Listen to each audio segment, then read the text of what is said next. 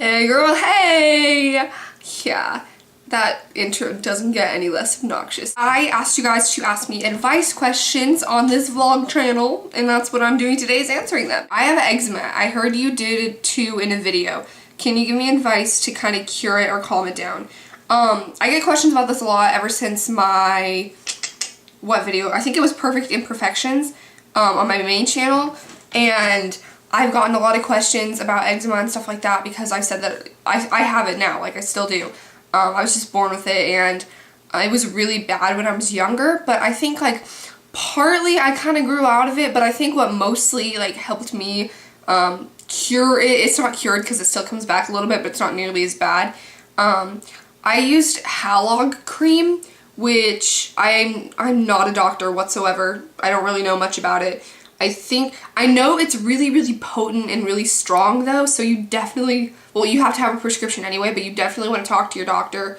I feel like a commercial. Ask your doctor about Halog cream. Just ask your doctor about it, and yeah, but it really, really helped me. So there's a guy that goes to my school. We flirt back and forth, and I really like him. I don't know if he likes me back or if he's just flirting for fun.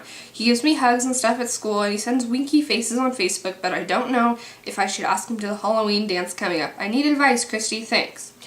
Okay, so what I would do in this situation is, yeah, there's a lot of guys that just like flirt for fun and stuff like that, but if you actually think he likes you, like, kind of compare how he treats you compared to how he treats other girls that are his friends, you know, and if there's any differences. If you think that there is a chance that he might like you, then just go for it. Ask him to the dance. The worst he could say is no, like, honestly. And if he says no, then who cares? Just go to the dance with your friends and you'll have fun no matter what. But if he says yes, then you'll be glad that you did. And if you don't ask him, you'll kind of be wondering after that for a while what would happen if you had. So I think just go for it. Take some risks in life. How do you get friends and start a conversation? I think the best way to kind of like make friends and start talking to people is kind of find people that have common interests with you. Like maybe join a club or a sport or something. I know that's really generic, but like not even just like something that broad, but just like maybe in your band class or something. And just like start talking to people about things that you know you have common interests with them, and your conversation will kind of go from there and you can make friends that way. What do you do if you're a shy person and you like another shy person? I need help.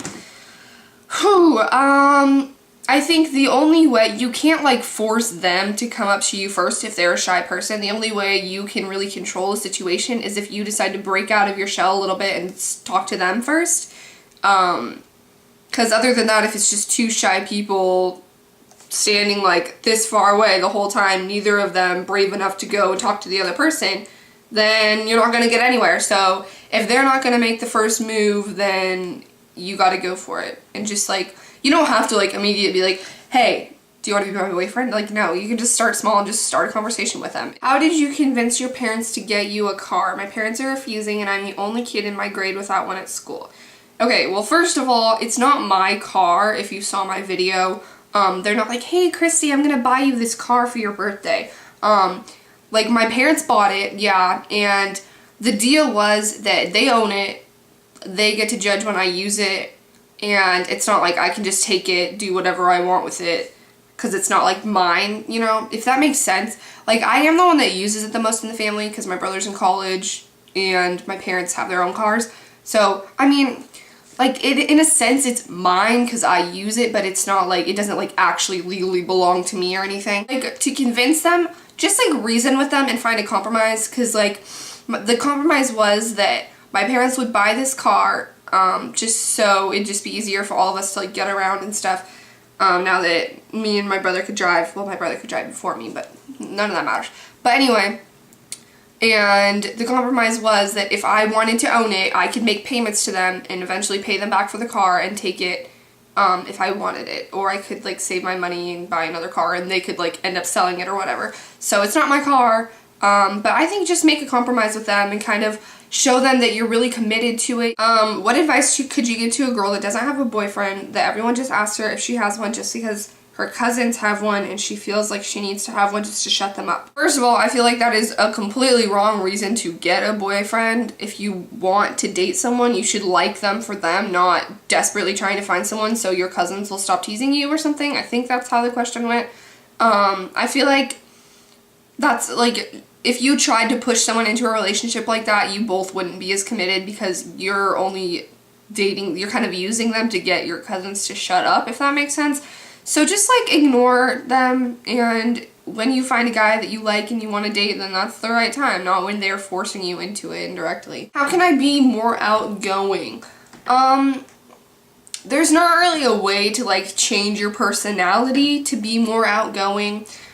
I feel like if you want to be more outgoing, then you just have to put yourself out there, and you're gonna have to step out of your comfort zone and just like be, you know, like just go out and try and meet different people and stuff. You can't really like change who you are and just be like, oh yeah, now I'm an outgoing person, because that's just like not the way it works. You just have to kind of try new things, and I don't know, it's not like it'll come naturally and then just you'll wake up and be like super outgoing social butterfly. Just kind of slowly branch out into meeting different people and stuff, and you'll kind of acquire that more outgoing persona. How do you deal with friend problems, like if they're ignoring you, etc.? Okay, personally, whenever like I'm having problems with my friends or something, I always just give them a little bit of space, because I don't want to be like annoying them all the time if they're like frustrated with me or something, and just like constantly asking them about it, I feel like they just need space in maybe a few days or a week to kind of cool off if something happened. And then once they're kind of had that space and little bit of like thinking time, then they'll be more like rational to talk to, I guess, if that makes sense. And they'll kind of miss you. I feel like if they spend time without you, they'll be like, wow, I really actually wish I was talking to her or something like that, and it'll be like easier to kind of tackle a problem if they've had space beforehand. Where can you go on dates in a small town when you're a freshman in high school? You could go, well, it depends on what you have in your small town. You might have to go to like a town next to you or something. You could go see a movie if you guys like movies. Go eat food. I don't know. Okay, I'm not good at this whole guy advice thing. Why is all these questions guy advice? How do you deal with your best friend you've known for 6 years not saying hi to you and she hangs out with another person? I've kind of had problems with this, where friends kind of go in and out with other people and stuff like that. But the fact of the matter is, this isn't probably what you want to hear, but sometimes you just have to accept friends kind of drifting away, but you don't have to let them go. I feel like just make an effort to say hi to your friend and talk to her more. Don't just like let her, like, if you guys are totally like drifting apart and you're totally different and everything, it might just be meant to be, and you'll have other friends that are better at the time. But it just depends on the situation, actually. But if you've been best friends for 6 years and she's just not saying hi to you, maybe confront her about it. If maybe it seems like she's kind of giving you the cold shoulder on purpose or something, make an effort to really try and stay friends with her, but don't like bug her constantly about it. Okay, so those are all the questions that I'm gonna answer today. Thanks for watching. Thanks for asking questions. It meant a lot.